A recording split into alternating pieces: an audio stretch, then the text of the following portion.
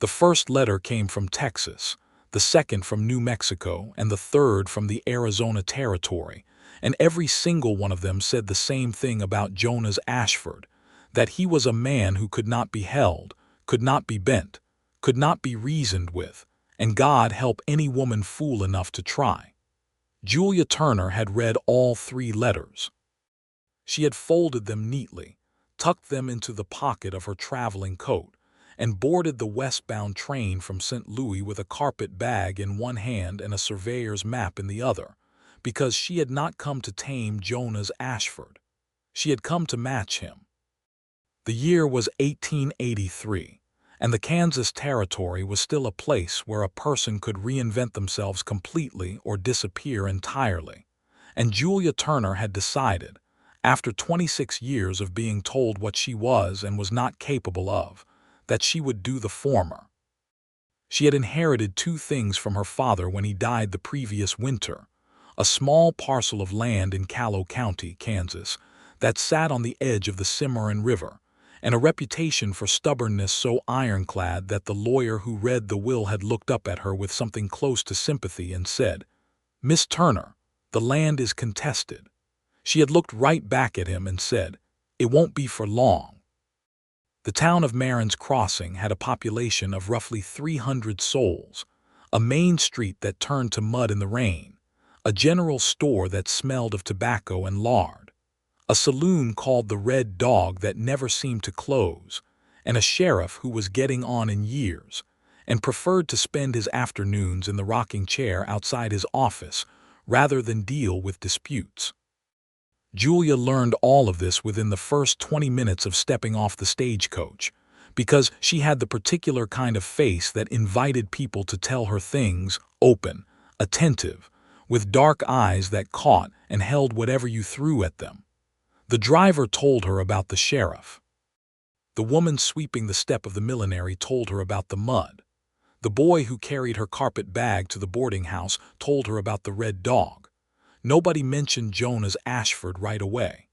That came later, when she sat down to supper at the boarding house run by a woman named Eula Crane, who had a broad, sun-weathered face and the kind of directness that could only come from decades of feeding strangers at the same table. "You said you're here for the Turner parcel," Eula said, setting a plate of biscuits down between them like she was laying out evidence. "That's right," Julia said. "My father, Robert Turner, he bought the land 7 years ago. I have the deed." Eula looked at her steadily. "You know who ranches adjacent to that parcel?" Julia had not yet known. "Tell me." Eula poured herself a cup of coffee, set the pot down, and said simply, "Jonas Ashford." The name landed in the room with a particular weight, and Julia noticed that the two other boarders at the table, a traveling salesman and a young schoolteacher, both went very quiet. "And who is Jonas Ashford?" Julia asked, though she kept her voice perfectly even, the way she always did when she sensed she was supposed to be afraid of something. Eula gave her a long look. "He's a rancher. Good one. 2 best cattle operation in 3 counties, if you're willing to admit it. Came here 6 years ago from New Mexico.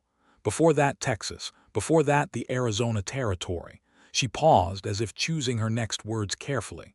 "Letters have followed him from all 3 places. Not warrants, mind you, just letters. People writing to warn other people. He's not a dangerous man. He's just—" She stopped again, and the schoolteacher finished for her with the tone of someone repeating something they'd heard many times. "Untameable," the schoolteacher said softly. Julia took a biscuit.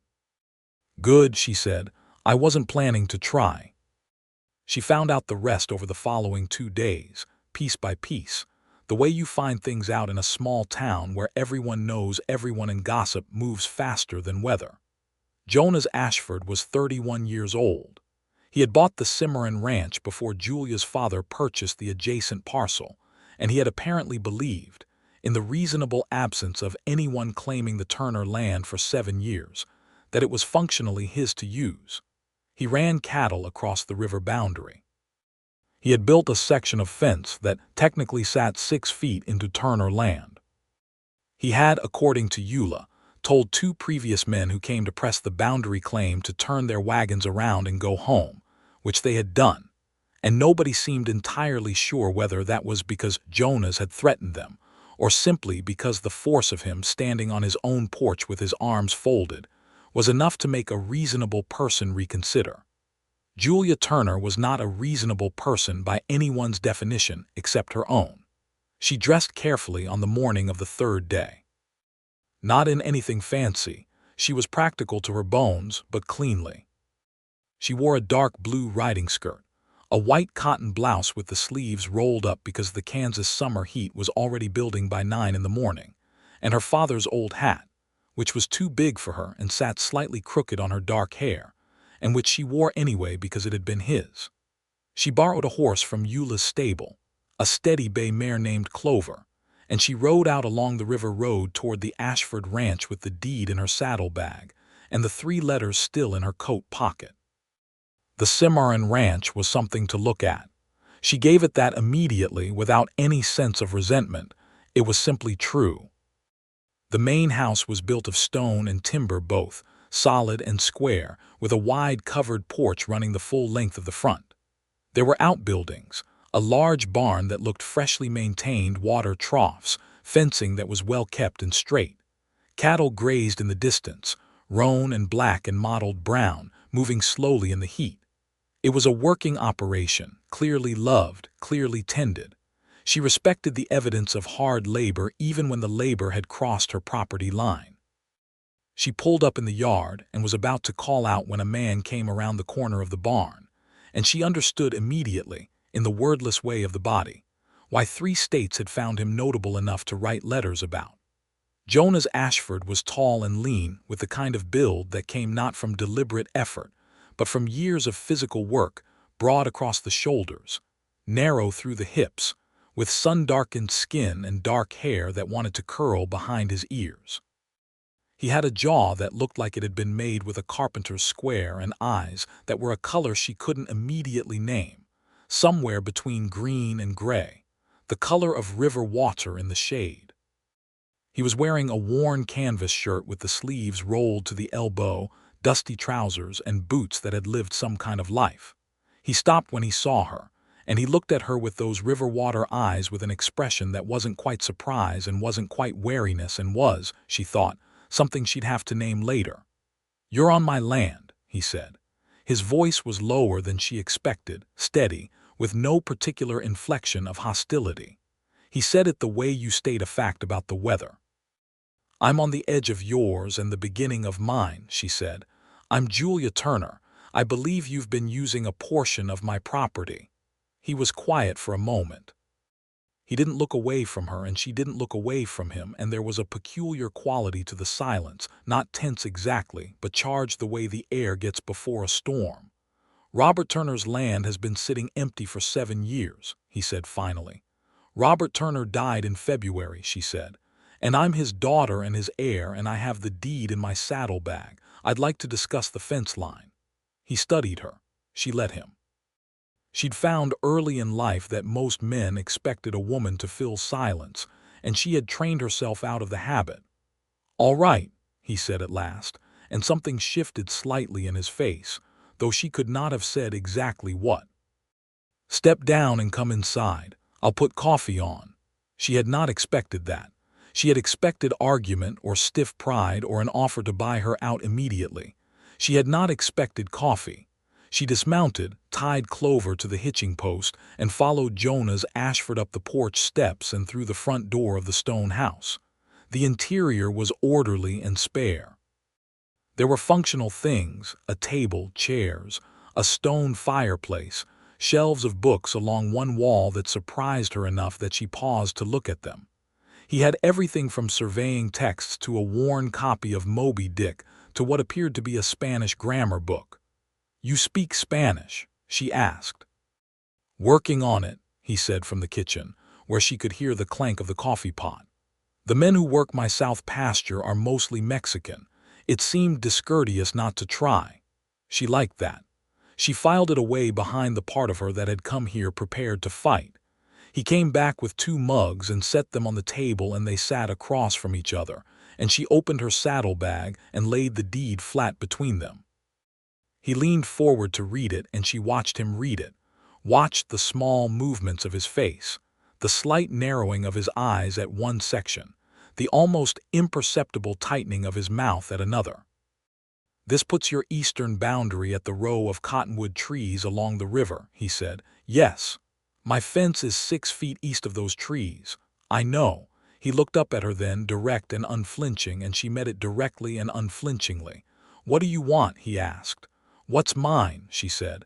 "Nothing more." He was quiet again for a longer time. He wrapped both hands around his coffee mug and looked out the window at the yard, and she had the sense of watching a man think in the real way, not performing thought but actually doing it. "I put that fence up believing the Turner parcel was unclaimed," he said. "I'll move it. It'll take me a few days to reset the posts." She had prepared herself for a negotiation. She had prepared herself for obstruction. She had not prepared herself for straightforward acknowledgement of error, and it shifted something in her chest, a small loosening of the armor she'd spent the last months building. "I appreciate that," she said. "What are you planning to do with the land?" he asked, and there was nothing invasive in the question, only what seemed like genuine curiosity. "Run it," she said. "I'm going to run it."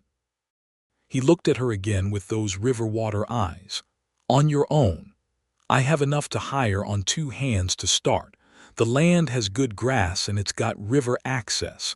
My father surveyed it well when he bought it." She paused. "I grew up on a working farm. I know cattle." "There's a difference between a farm and a cattle ranch on the Cimarron," he said, and it was not condescending, not quite, only careful, only honest. "I know that too," she said. "I'm not walking in blind. I came in with my eyes open." He said nothing. He drank his coffee. She drank hers. Outside, a hawk called somewhere over the river and the sound drifted through the open window. "The Red Dog might give you trouble," he said. She raised an eyebrow. "The saloon?" "The man who runs it, Calvin Hicks. He's been trying to acquire land on the river for 2 years. He had his eye on the Turner parcel." He said it without any particular emotion, laying it out like he'd laid out everything else as fact. "He'll find out you're here inside a day if he hasn't already." "Will he cause problems?" "He'll try," Jonas said. "He doesn't like being told no." "Neither do I," Julia said. Something moved across Jonas Ashford's face then, not quite a smile, not quite, but close.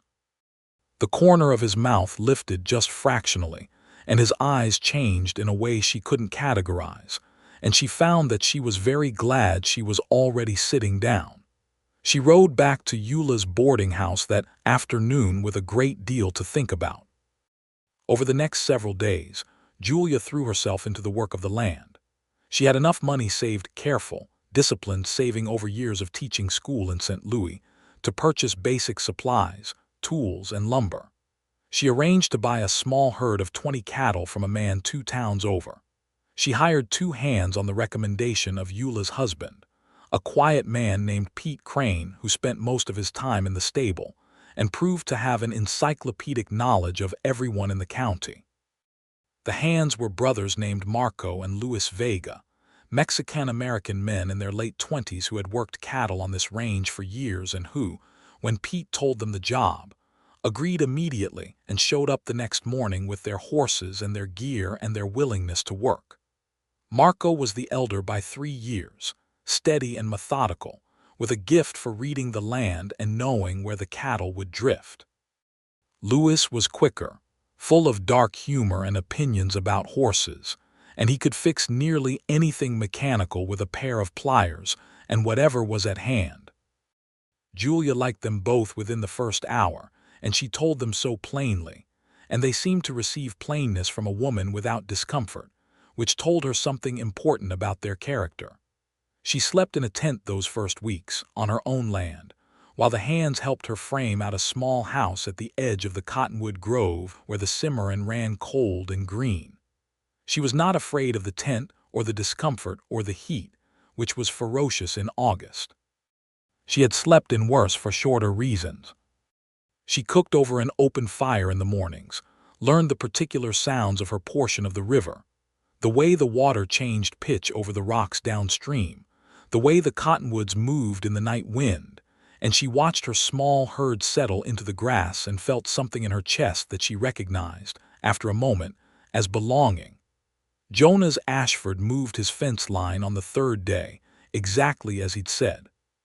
She watched from a distance as he and two of his hands worked through the heat of the afternoon, pulling posts and resetting them with methodical, unhurried efficiency. He didn't come to her tent to announce it was done.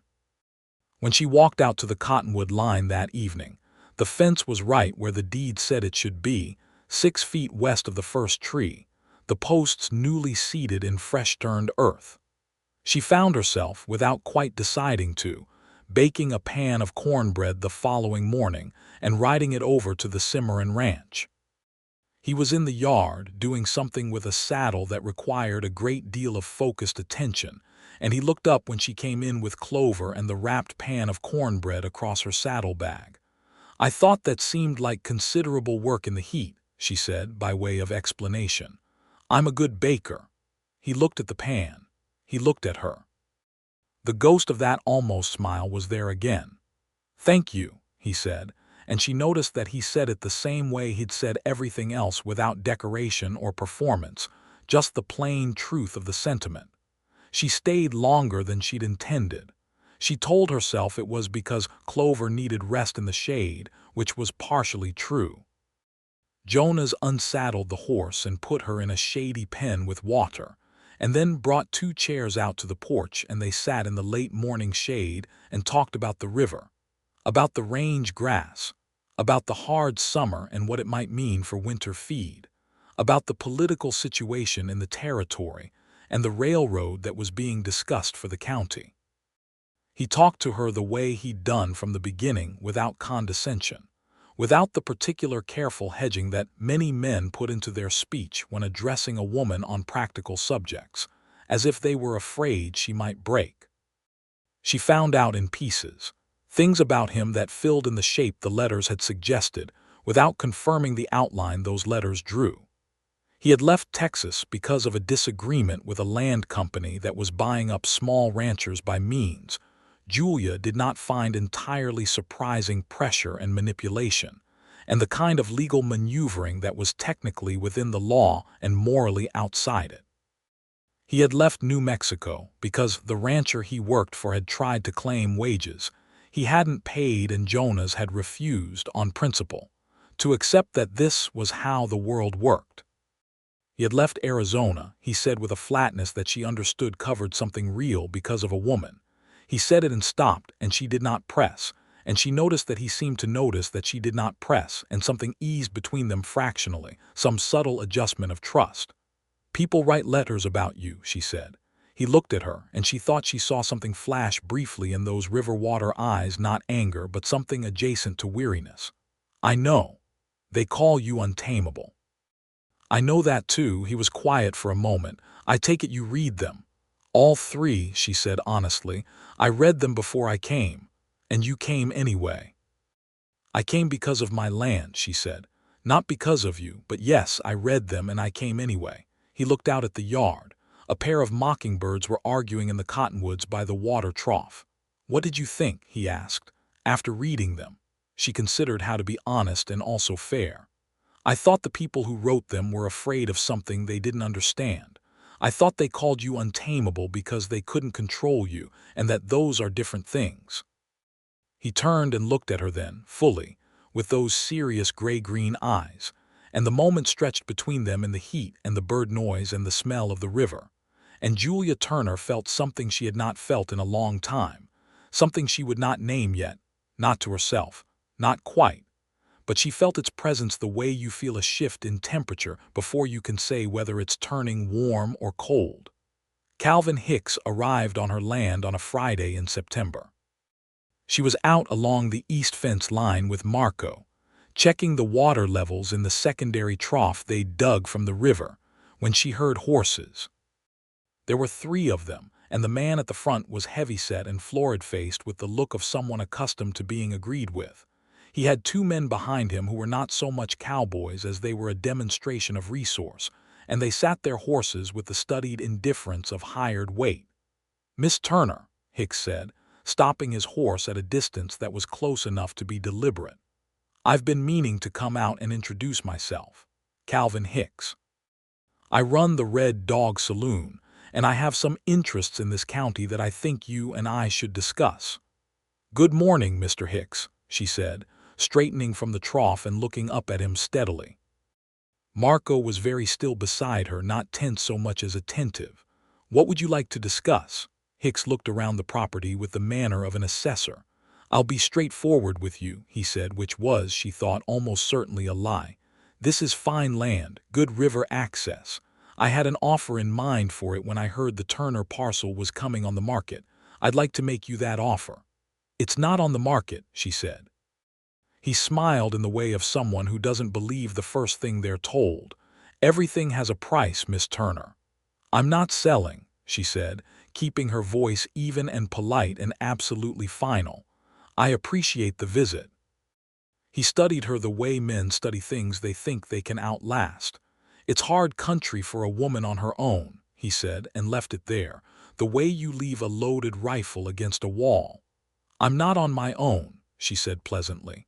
"I have 2 good hands and a property line I intend to maintain. Good day, Mr. Hicks." He held her gaze for a moment longer, and then he turned his horse with more force than was necessary and rode out, and his 2 men followed him, and when they were gone Marco let out a slow breath. "He will come back," Marco said quietly. "I know," Julia said. She told Jonas about it the next day, not because she needed him to do anything about it, but because it seemed like the kind of information that was useful to share between neighbors. He listened without interrupting, leaning against the porch rail with his arms folded, and when she finished he nodded once, slow and deliberate. "He tried to buy this land twice before you arrived," Jonas said. "Both times the men with the claim turned him down and left before anything came of it, or because of it."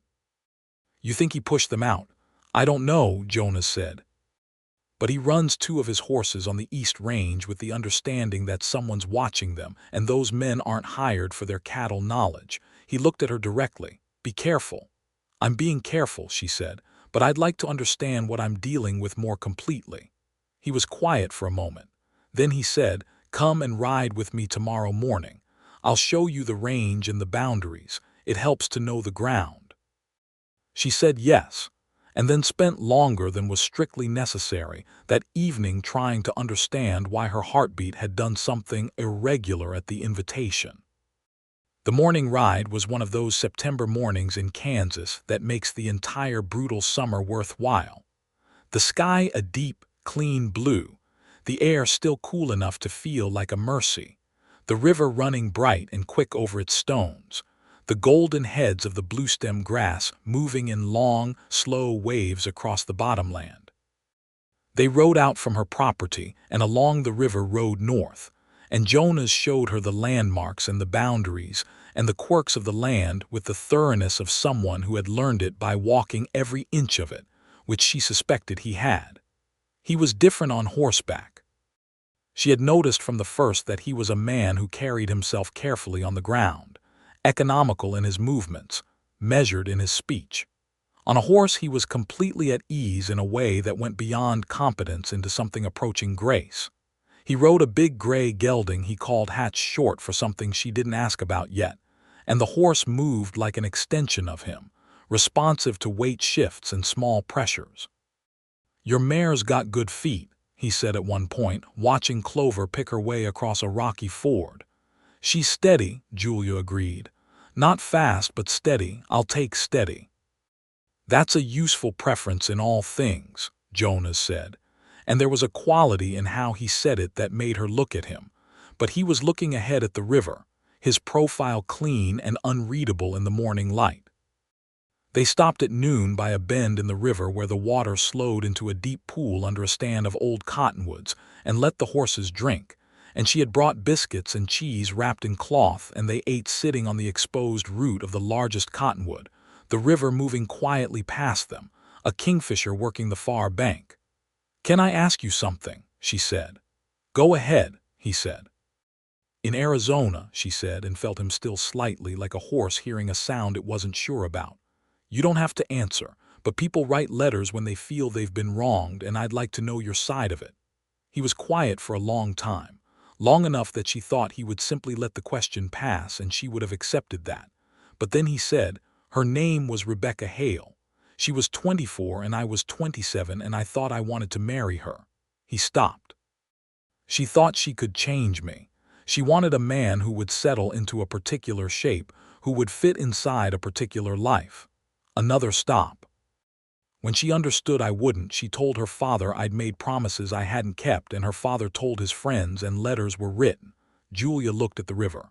"I'm sorry," she said, not for pressing because she wasn't sure she was sorry for that, for the situation itself, for the injustice of it. "It taught me something," he said. "What did it teach you?" "That I'd rather be alone and honest than together and performing," he said simply. She understood that. She understood it in her bones, in the same place her stubbornness lived, in the same place that had made her board a westbound train with a deed and a map and 3 letters from 3 states, and a settled conviction that she was going to live exactly the life she was capable of living. "I'm not interested in changing you," she said. He looked at her then, and there was something in his eyes she hadn't seen there before, something careful and open at the same time, like a door ajar. "I know," he said quietly. "I think I knew that within the first hour." They rode back in the late afternoon light, and it seemed to her that the distance between them, the physical distance of 2 horses traveling side by side, was smaller than it had been in the morning, though nothing had changed and everything had changed, the way things do when 2 honest people say true things to each other in the open air. October came and brought the first real cool, and Julia's small house was framed and roofed and largely finished, and she moved out of the tent and into rooms that smelled of new timber and river air. She had a stove, a table, 2 chairs, a bed with a good mattress she'd ordered from Wichita, and shelves she built herself along the east wall, which she intended to fill with books as time and finances allowed. She stood in the center of the front room on the first night and felt the solidity of the walls around her and understood, deeply and physically, why her father had bought this land.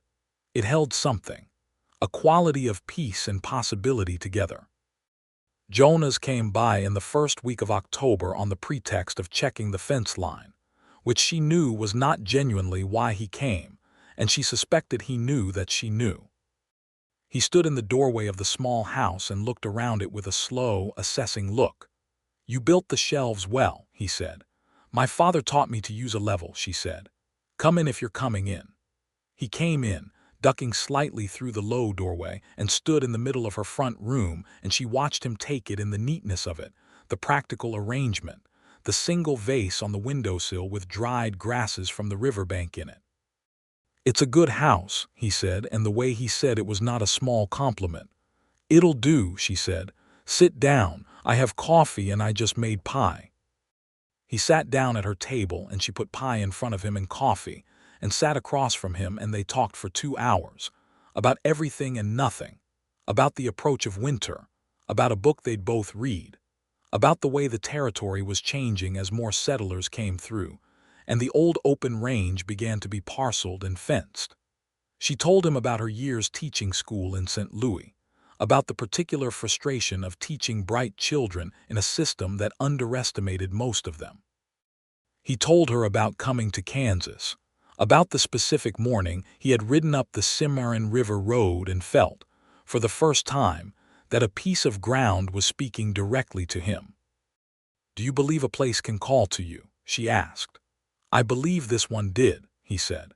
She looked at him across the table in the lamplight, with the smell of coffee and pie around them and the night wind in the cottonwoods outside, and she thought that she was in considerable trouble, and that the trouble was entirely welcome, and that she wasn't sure what to do with any of it yet. In the second week of October, Calvin Hicks moved against her in the way of a man who had decided subtlety was wasted. 3 of her cattle were found with the river gate open, and the animals drifted 2 miles south onto County Road. The gate had been deliberately unlatched. She found the wire loop pulled free in a way that no wind or accident would produce. Marco and Lewis helped her gather the cattle and return them without comment, but that night around the fire Marco said quietly that the east pasture fence had also been interfered with, a post pulled loose from the ground. She sat with that for a day, and then she rode into town and went to the sheriff's office. Sheriff Dale Whitmore was exactly as described, a man of 60-something who had earned his peace and intended to keep it. He listened to her account with visible reluctance. "Miss Turner," he said, in a tone that she recognized as the preamble to impotence, "without a witness, I can't do much." "With respect, Sheriff," she said, "this is the third interference with my property in 2 weeks. I want it on record."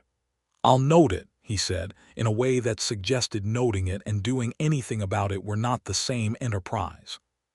She left his office feeling the particular anger of dealing with systems that protect the status quo by doing nothing, which was an injustice as old as any she'd seen, and she walked directly across the street to the Red Dog Saloon and pushed through the doors into the tobacco and sawdust smell of it.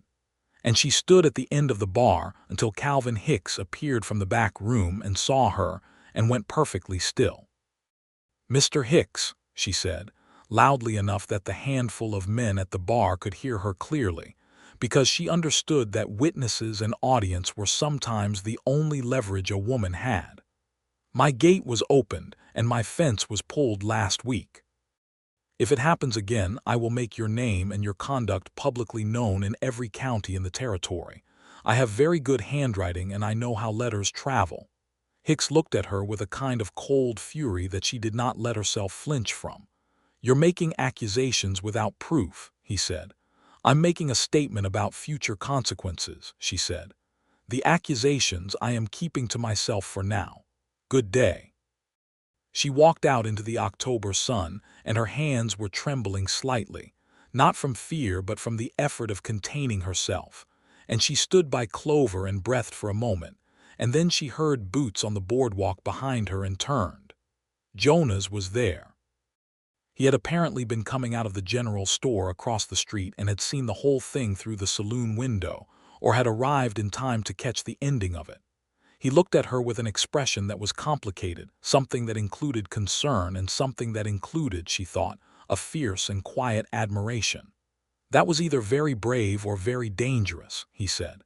"It was calculated," she said. "Men like Hicks do better in shadow. I brought him into the light." He was quiet for a moment. Then he said, "Are you all right?" The question was simple and direct, and it undid something in her chest in a way that the whole confrontation with Hicks had not. "Yes," she said, "I'm fine." "Julia," he said, and it was the first time he had used her given name, and the sound of it in his voice, low and steady, was nothing she'd been prepared for.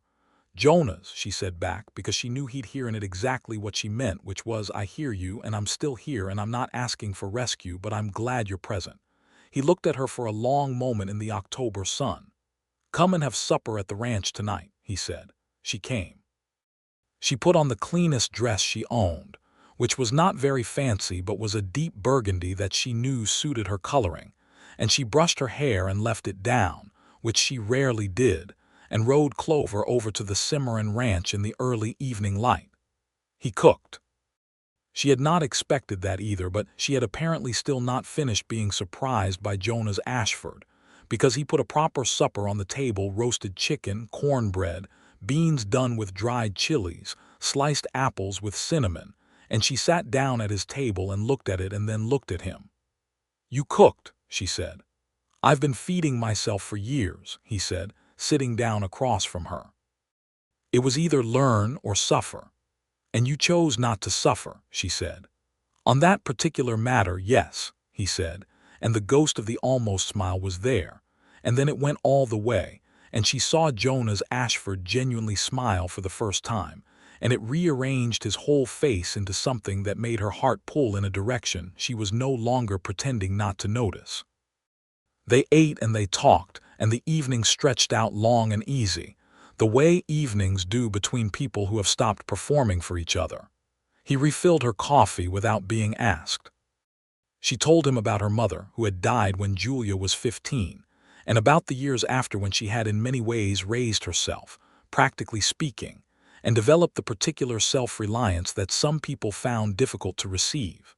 He told her about his own father, who had been a hard and silent man who communicated primarily through the quality of his work, and how Jonas had learned from that both what to do and what not to do. "I don't want to be silent," Jonas said. "I think that's why people misread me. I choose my words carefully so I speak less. They take less for silence." "I understood from the beginning," she said. He looked at her across the table with those river water eyes and the lamplight warm between them. "I know you did," he said. Later, when she was getting up to go and he was walking her out to where Clover was tied, she stopped on the porch and turned, and the night was enormous around them, full of stars that the Kansas sky provided in quantity, and the river was murmuring somewhere in the dark, and she said, before she had entirely decided to say it, "I think about you a great deal, Jonas." He stopped. He was very still for a moment, and she watched the careful consideration move across his face, and then he said, "I think about you every day." She breathed. "All right," she said. "All right," he agreed, and his hand came up and touched her face, just for a moment, his thumb along her cheekbone, and she closed her eyes briefly and felt the warmth of it like sunlight. And then he stepped back, and she mounted Clover, and she rode home in the dark with stars over her head and something expanding in her chest that was too large and too real to be anything other than love. November. The weather changed hard and fast, the way Kansas weather does, with a norther that came down from the plains and put ice on the troughs in the morning and turned the river to pewter. Julia wrapped her small herd in the south pasture, used the extra hay she'd had the foresight to buy in September, and kept the stove hot. Marco and Louis built themselves a small bunkhouse at the east corner of the property from timber left over from the main house construction, and she paid them a fair wage and ate supper with them twice a week, which was not the usual arrangement between a ranch owner and her hands, but felt, to all three of them, like the right way to do things. Jonas came by every few days. Sometimes he had a reason to check the shared fence, to bring over a tool he thought she could use, to tell her about range conditions. Sometimes he came with no particular reason at all, and those were the visits she liked best, the ones where he would sit on her porch in the cold afternoon and they would drink coffee and talk about whatever came up, and she learned him the way you learn a piece of ground by walking it in every weather, all the elevations and the soft spots, and the places where the light comes from unexpected angles. She learned that he read until late at night and had opinions about books that were as strong and unfussy as his opinions about cattle. She learned that he had a dry, quiet humor that came out in unexpected moments and was the funnier for being understated. She learned that he was capable of sitting entirely in companionable silence without any discomfort, which was rare and valuable. She learned that he remembered everything she said, not in the manner of storing ammunition, but in the manner of someone who was genuinely paying attention to who she was. He learned her too. She knew it by the small ways things shifted the way he began to look at her when she said something he found sharp or interesting, with a kind of delight that he didn't try to hide. The way he'd occasionally echo a thing she'd said in a previous conversation, as if it had been sitting in his mind, and he'd found it useful. The way he'd started in the last few weeks to reach for her hand when they were walking somewhere together, just briefly, just a touch, as if checking that she was still there. She was very definitely still there. She was more present, she thought, than she had been anywhere in years. In the second week of November, Calvin Hicks made his last serious move against her. She came home from town on a Wednesday afternoon to find that someone had opened the gate on the south pasture and driven her cattle off. All 20 head gone. The gate wasn't merely unlatched this time, it had been taken off its hinges and thrown aside. This was not mischief. This was a statement. Marco and Louis were already out, tracking when she arrived. She unsaddled Clover, resaddled her after a brief rest, packed what she'd need for a long ride and went back out.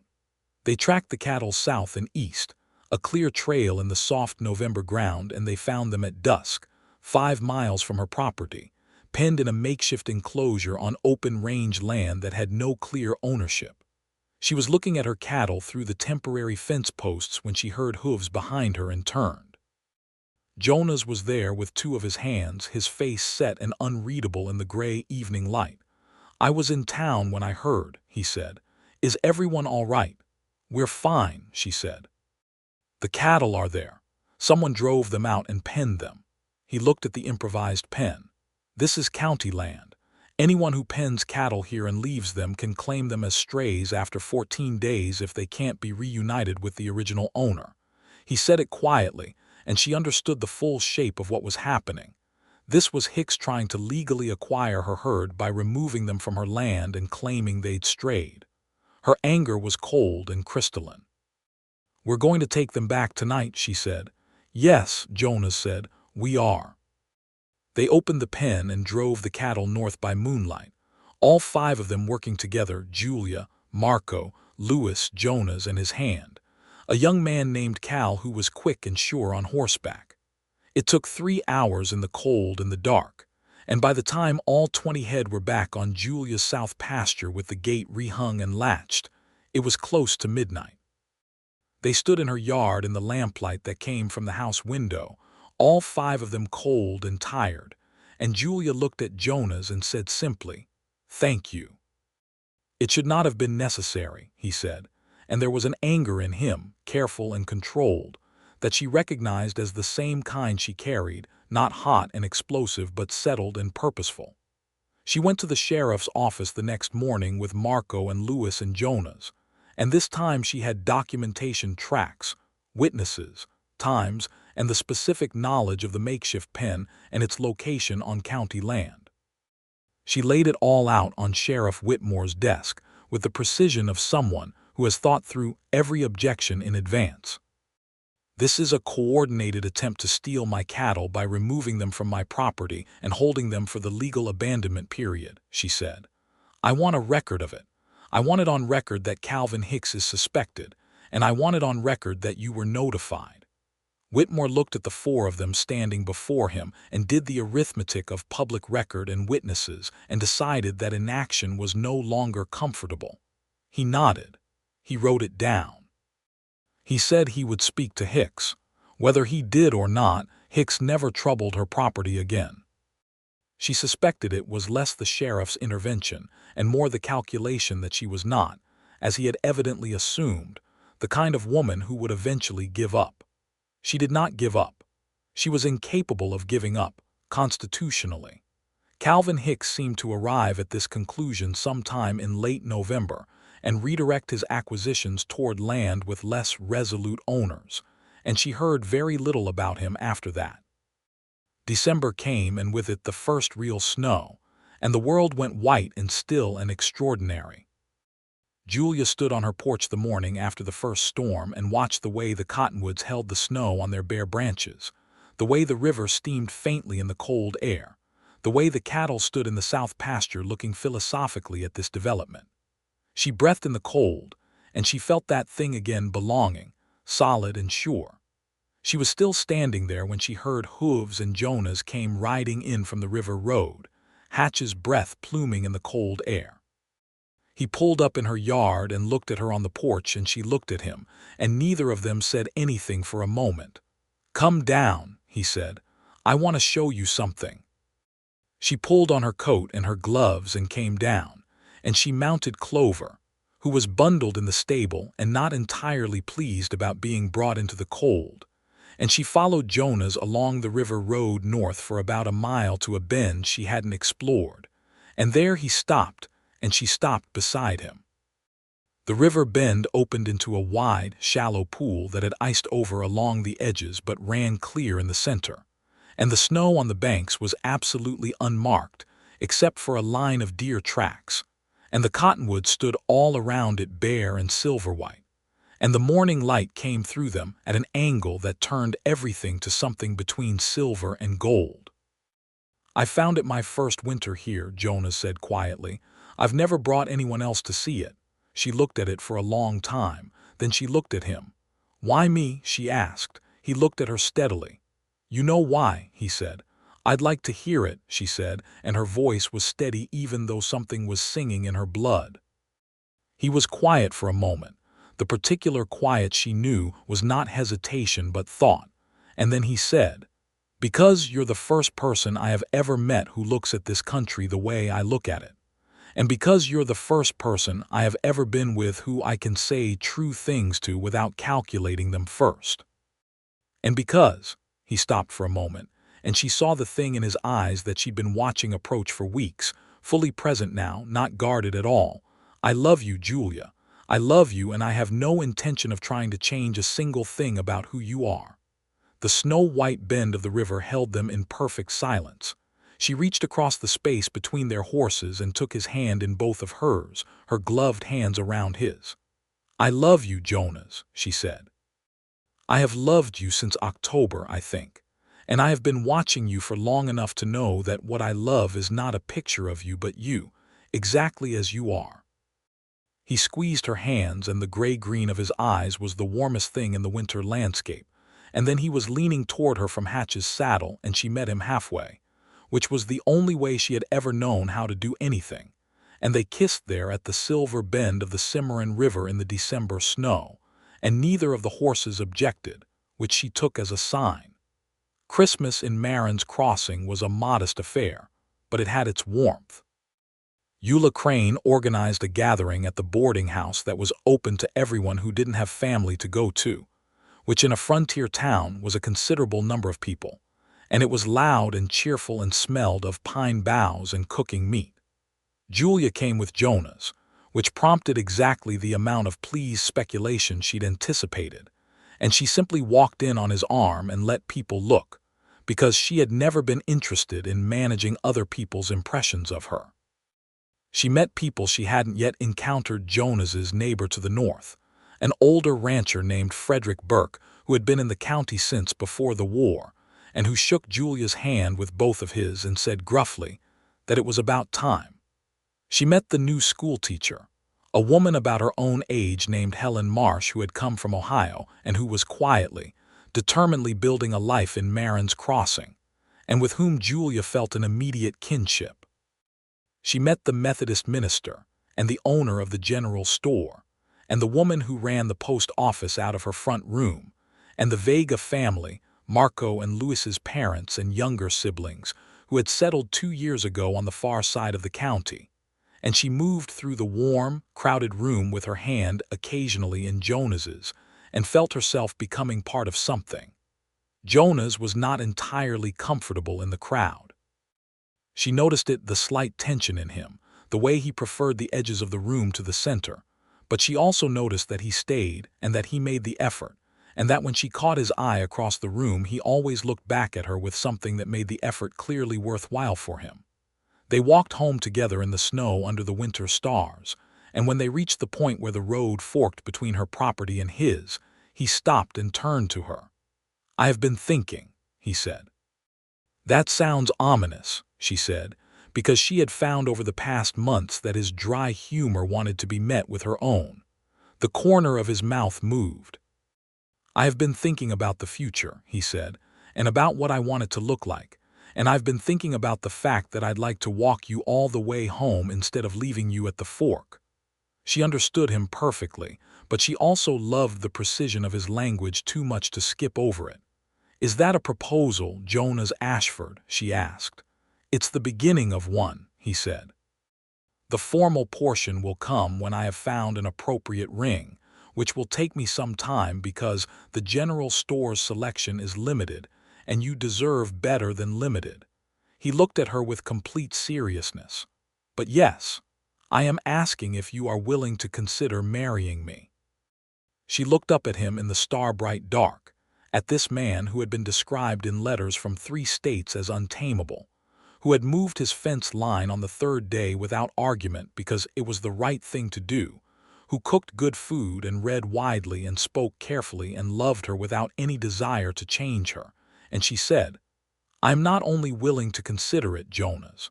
I'm saying yes. He took her face in both his hands and kissed her there in the road with the snow around them and the stars enormous overhead, and she felt the warmth of it all the way through the cold, and she laughed against his mouth and he laughed too, and it was the first time she had heard him really laugh, fully, without restraint, and she thought it was the best sound the Kansas night had ever produced. He walked her all the way home. They married in the spring, when the Cimarron ran high with snowmelt, and the prairie was green with new grass, and the cottonwoods were beginning to show their leaves. The ceremony was held outside, on the stretch of ground between their two properties, which felt exactly right to both of them on the boundary, on the shared place. Eula Crane organized the gathering, because Eula organized everything in Marin's Crossing with cheerful and absolute authority. Helen Marsh stood beside Julia. Frederick Burke stood beside Jonas.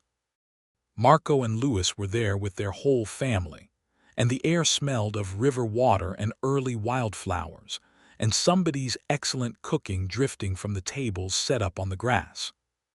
Julia wore a dress she'd made herself over the winter, a deep ivory cotton with small blue flowers embroidered at the collar, nothing elaborate, everything exactly what she wanted.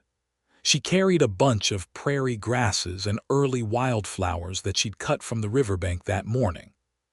She walked out to the place where Jonas stood waiting with the minister, and she watched his face as she came toward him, watched the thing that moved across it, full and open and unguarded, the kind of expression he gave to almost nothing and was giving entirely to her.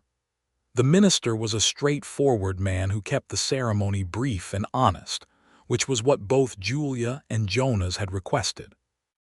There were vows, and they were meant, and when the minister said they were married, Jonas kissed her with a kind of deliberate tenderness that she felt in every part of her body, and the gathering around them erupted in noise and approval. Frederick Burke shook Jonas's hand and then, to everyone's surprise including his own, hugged him briefly and patted his back with the gruffness of someone performing affection for the first time in years. Eula embraced Julia and said into her ear, "I knew the first night at supper, the way you said good when I told you he was untameable. I knew then." Julia laughed and held on. They had a party that lasted until the evening light faded and the fireflies came out over the river, which was later than anyone had planned and exactly as long as it wanted to be. Marco produced a guitar at some point and played something beautiful in Spanish that made his mother cry, and someone else produced a fiddle, and there was dancing on the grass in the long summer twilight. Julia danced with Jonas, who was, she discovered, not a natural dancer but was willing, and that willingness was its own kind of grace. He held her correctly and moved carefully and looked at her with a concentration that made her smile. "You're counting," she said. "I'm trying not to step on you," he said with complete dignity. "You're doing fine," she said. "Relax your shoulders." He relaxed his shoulders. She moved closer. They found their rhythm together, which she thought was the most apt metaphor she'd ever lived through. They spent that night in the stone house on the Cimarron ranch, which was his house and now hers, and which was already beginning to accumulate the signs of her presence: books on the shelves that were hers, a quilt she'd made on the bed, dried flowers in the window, her father's hat on the hook by the door. She had kept her small house too, because they agreed it was useful for the hands, for storage, for guests, and because the land was hers and she was not the kind of woman to let go of what was hers. But the Cimarron house was home, for both of them together.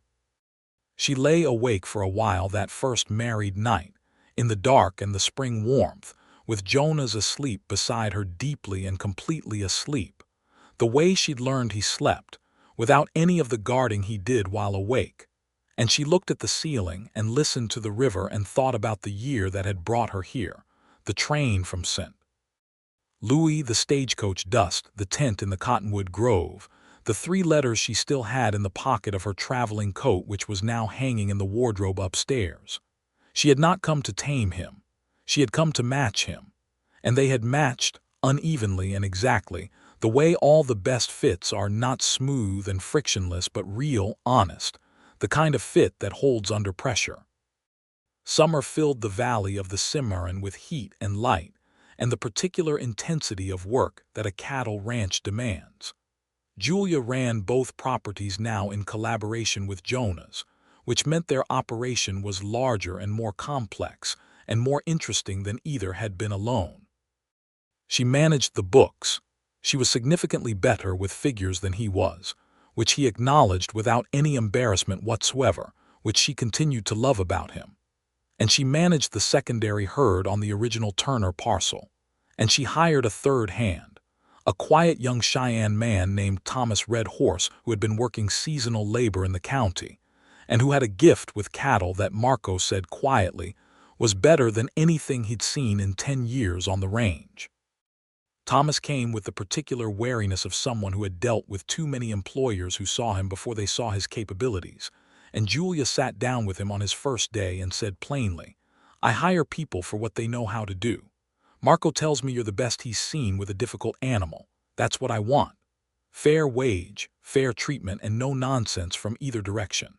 Is that agreeable?" Thomas had looked at her for a long moment with dark, assessing eyes and then nodded. By the end of the first month, he was irreplaceable, and by the end of the first season, he was part of the fabric of the operation.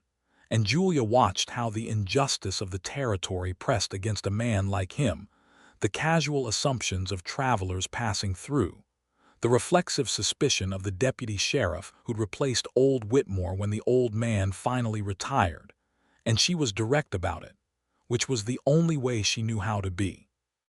She told the deputy once, in the main street of Marin's Crossing, with Thomas standing 3 feet away, that if she heard one more insinuation without evidence, she would bring it to the county judge and the territorial newspaper simultaneously. And the deputy, who had apparently done the arithmetic on Julia Turner Ashford and decided she was serious, did not repeat the insinuation.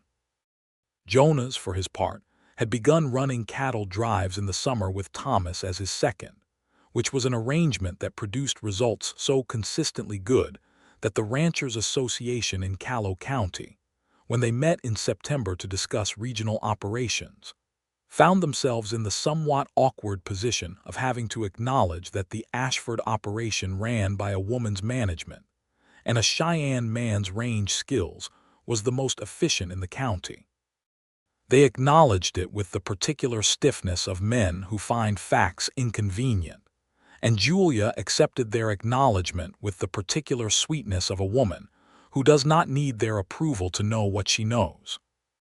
In the fall of their first married year, she knew she was pregnant. She told Jonas on a quiet Sunday morning in October, sitting at the kitchen table over coffee, simply and without drama, because that was how she told him everything. He was very still for a moment. Then he set down his coffee mug and came around the table and crouched down beside her chair so he could look at her at eye level, which was something she had noticed he did when he wanted to be very present with her, fully face to face. "Are you well?" he asked, and the depth of the question, not just "are you fine," but all the complex dimensions of what well meant, made her eyes go warm. "I'm very well," she said. "I'm happy, Jonas." He took her hand in both of his and held it, and the expression on his face was the one she had first seen at the river bend in the December snow, fully open, fully present, nothing held back. "I'm happy too," he said, and his voice was lower than usual. "Very happy." He stood and pulled her up with him and held her, carefully and firmly, in the middle of the kitchen, and she pressed her face against his shoulder and listened to his heartbeat and the river outside, and thought that happiness was not always loud. Sometimes it was exactly this quiet and this complete. The winter was long and cold and beautiful. Julia slowed only as much as she had to, which was less than most people expected, and more than Jonas sometimes wished, though he expressed his concern by quietly doing extra work rather than telling her what to do, which she appreciated enormously. He learned that winter to make the particular tea her mother had taught her for the early months of pregnancy, from dried ginger and chamomile, and he made it every morning without being asked, and he never once told her she should rest when she didn't want to rest. She taught him, that winter, to play chess. He was terrifyingly good at it within 6 weeks, which she should have predicted and somehow hadn't, and they played by the fire in the evenings with the wind outside and the stove warm and the chess pieces between them, and she beat him just often enough to keep it interesting. In the spring, their son was born. He arrived in May, which felt right May, when the prairie was at its most extravagant, when the wildflowers were everywhere, and the Cimarron ran clear and cold and full. He was healthy and loud, and had his father's extraordinary gray-green eyes, and his mother's expression of someone who has arrived and intends to make the most of it. They named him Robert Jonas Ashford, Robert for her father and Jonas for his, with the understanding that he would be called Rob to prevent confusion. Julia held him in the stone house with the spring air coming through the window and Jonas sitting beside her on the bed with his arm around her and his eyes on his son's face. And she thought about the year before, the train, the stagecoach, the tent, the letters in her coat pocket, and understood that the entire improbable, stubborn, beautiful sequence of events had led to this particular room on this particular morning, and she would not have changed a single step. "He has your eyes," she told Jonas. "He has your chin," Jonas said. "Heaven help him." She laughed, which startled the baby, who made an indignant noise. She laughed harder. Eula came to help for the first 2 weeks, as she had apparently helped every new mother in the county for 30 years, arriving with authority and casseroles and opinions about baby management that she delivered without request, and which Julia received with more grace than she received most unsolicited opinions, because Eula was usually right and always meant well and had, from the beginning, been more of a friend than a landlady. Marco and Louis cooed over the baby with the unashamed tenderness of men who love children, and Thomas Red Horse came by on the 3rd day and stood in the doorway of the bedroom looking at Rob with a gravity and a warmth that Julia thought said more about the man than anything she'd seen him do. "He is going to be a strong one," Thomas said. "God willing," Jonas said. "I think more her willing," Thomas said, glancing at Julia, and she laughed.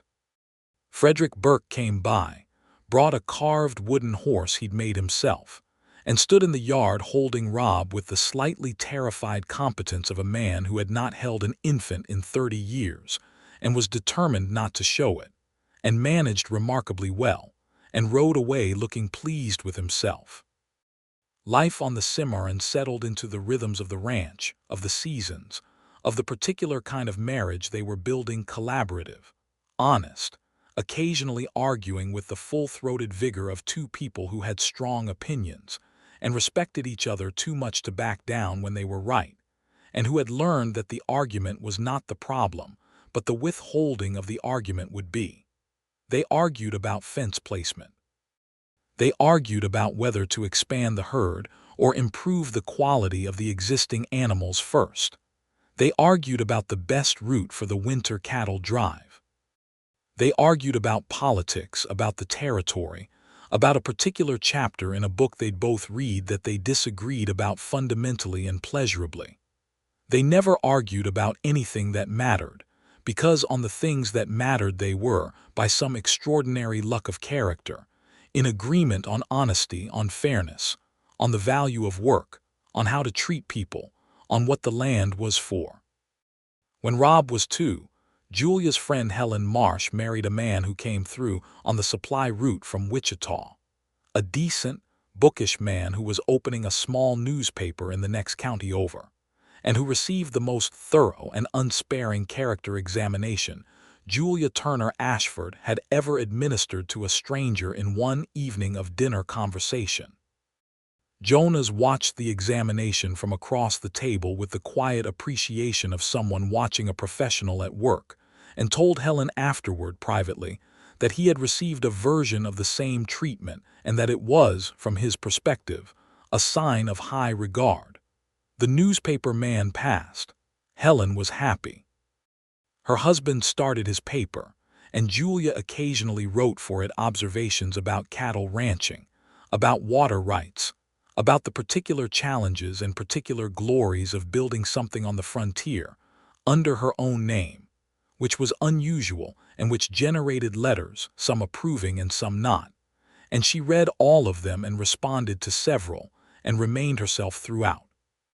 When Rob was 3, Hatch, Jonas's gray gelding, went lame in the left foreleg, and Jonas spent 3 weeks treating the leg with the particular single-minded patience he brought to problems he cared deeply about, and Hatch recovered fully, And Jonas was so plainly relieved that Julia held his face in her hands one evening and said, "He's going to be fine. He's going to be fine," until the tension went out of Jonas's jaw, and then she kissed him until he smiled. When Rob was 4, Julia found she was pregnant again. This one was harder, the winter pregnancy always more difficult than the spring, and she leaned on Jonas in ways she rarely leaned on anyone, and he held her in ways she had not known she needed to be held. She was sick for the first months and tired in ways that were different from the tiredness of work, and she lay in bed on the bad evenings with Jonas reading to her from whatever was on the shelf, his voice steady and low, and she would fall asleep to the sound of it and wake in the dark with his arms still around her.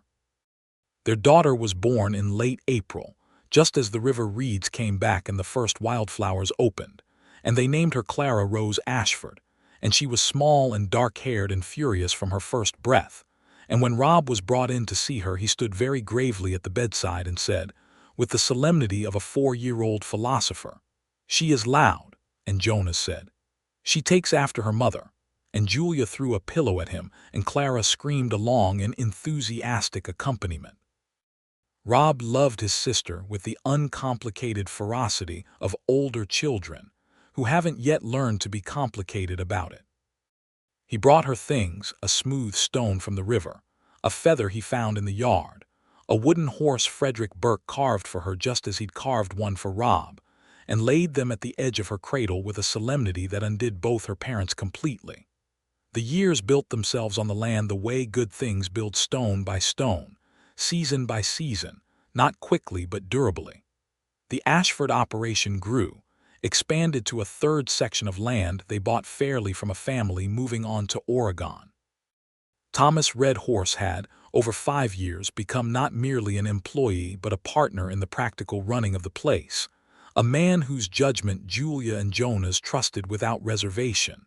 And when the question of land came up, when a neighboring parcel became available, and Julia wanted Thomas to have the option of his own operation, Jonas was already ahead of her, already working out the terms.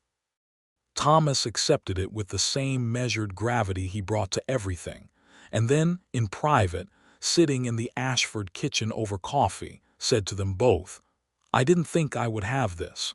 I want you to know that I know what you did." Julia put her hand on the table between them and said, "You earned everything. We just didn't put obstacles in the way." Thomas looked at his coffee for a moment. "That is more than most people get," he said quietly, and they all understood the truth of it, the particular injustice of a territory that made even that basic act of unobstructed earning an unusual kindness, and sat with it in honest silence before moving on. Marco and Louis were still there, had been there from the beginning, were as much a fixture of the place as the stone house and the cottonwoods. Marco had married a woman from the Vega family's community in the county, a bright and capable woman named Rosalita, who became one of Julia's close friends, and their family had roots on the river now that nothing would pull up. Louis remained Louis, cheerful, opinionated about horses, able to fix anything, and he had a way with Rob and Clara that was somewhere between honorary uncle and absolute favorite grown-up, and the children spent considerable time underfoot in whatever Louis was working on, to the detriment of the work and the enhancement of everyone's day. The letters that had traveled from 3 states, the letters that said Jonas Ashford was untameable, Julia had kept them. They were in the tin box on the bedroom shelf, folded neatly the way she'd first folded them and sent Louis when she read them and decided to come anyway. She showed them to Jonas one evening, a few years into their marriage, sitting by the fire with the children asleep and the ranch quiet around them. He read them, all 3. He read them the way he read everything, carefully, without hurry, with his whole attention. When he finished, he set them on the table and looked at her. "What do you think of them now?" she asked. He considered. "I think the people who wrote them were trying to warn someone they thought needed warning," he said. "And I think they were describing something real but naming it wrong." "What would you name it?" she asked. He was quiet for a moment in that way of his that she now knew contained real thought rather than avoidance. Unwilling to pretend, he said at last. Unwilling to become someone else's version of myself. That's what they couldn't manage. Not because I wouldn't, but because I couldn't. It's not in me. He looked at her. You never asked me to. No, she said. You came to match me, he said, and there was something in his voice when he said it, something warm and certain and permanent. Yes, she said.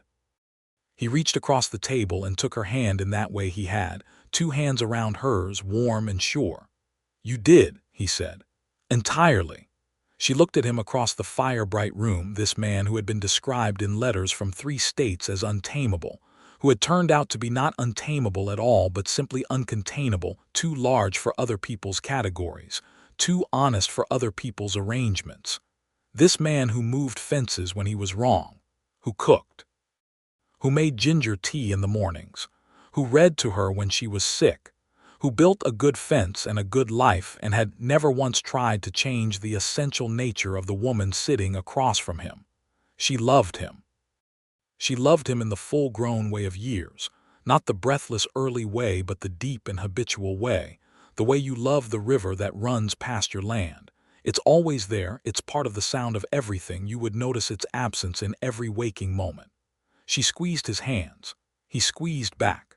Outside, the Cimarron ran in the dark, the same as it always had, indifferent to the years that passed on its banks and deeply implicated in all of them.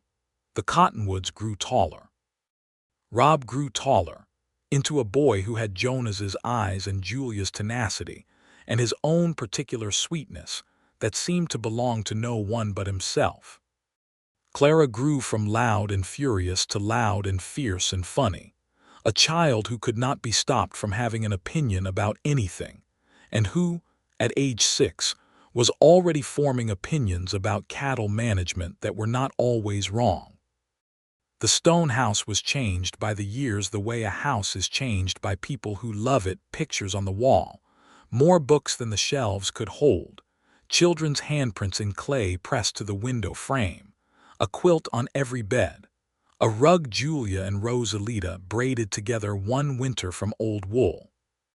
The porch had a swing now that Jonas had built one summer, and which Rob and Clara regarded as their primary territory, and which they used until long past dark on summer evenings, their voices floating down from the porch to wherever their parents were, the particular irreplaceable sound of children who feel entirely safe.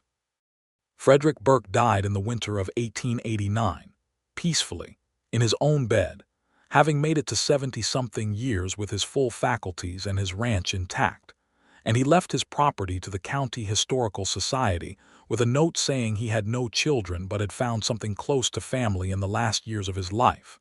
And Jonas read the note at the funeral, and his voice stayed steady, though Julia, sitting beside him, could feel the grief in him, and she held his hand through the whole thing. She held his hand through a lot of things. He held hers. That was, she thought, the whole story and the whole truth of what they'd built, 2 people who had both arrived at the Cimarron carrying the particular loneliness of self-sufficient people, people who had been alone in themselves for a long time, and who had found, unexpectedly and exactly, someone who could stand beside them without shrinking them, and they had chosen each other with the full information of who they were, and they had been right. She was on the porch one evening in the fall of 1890, watching the last light go gold over the river, when Jonas came out and stood beside her and put his arm around her, and she leaned into him, and the children were somewhere inside, and the ranch was settling into the evening, the cattle quiet in the south pasture, Thomas's horses visible in the distance on his own land, the sound of Louis's guitar from the bunkhouse, Marco's wife, Rosalita's voice calling her children in from the river. "What are you thinking about?" Jonas asked. She thought about it honestly. "How full this is," she said. "How extraordinarily full." He held her a little tighter. "I think about the day you rode in," he said. "The way you sat your horse in my yard and said the boundary was yours." "It was yours," she said. "Some of it," he said, and the dry humor was warm in his voice. "All of it now," she said. "All of it," he agreed. The light went down over the Cimarron and the first stars appeared, and they stood there together in the cooling air. The sounds of the ranch around them, their children inside, the river running in its banks, and the three letters still folded neatly in the tin box on the bedroom shelf, artifacts of a concern that had been accurate about the fact of him and entirely wrong about what it meant, because untamable and unlovable were not the same thing. And a woman who was not interested in taming, but in matching, had found that out the moment she rode into his yard, and found the truth of him to be not a wall but a door, if you knew how to stand in front of it squarely and without apology. Julia Turner had known how. She had always known how. And here, in the stone house on the Cimarron River in the fall of 1890, with the man she loved and the children they'd made and the land she'd come to claim and the life she'd built with her own particular stubborn hands, she was precisely, completely, irrevocably home.